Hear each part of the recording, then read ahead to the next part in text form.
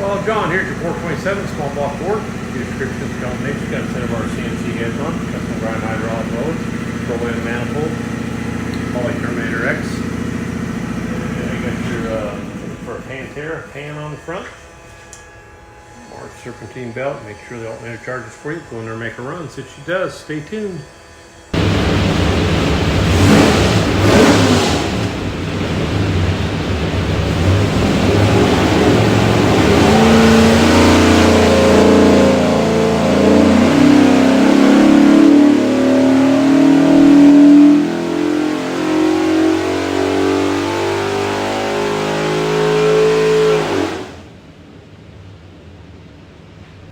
Okie doke, 3600, it's 469 foot-pounds of torque, peak torque 536, 538, good and flat there, peak horsepower is 570, like I said, really good flat there, 69, 68, 69, 69, rated 575, it's got a front end on it, so it runs really good.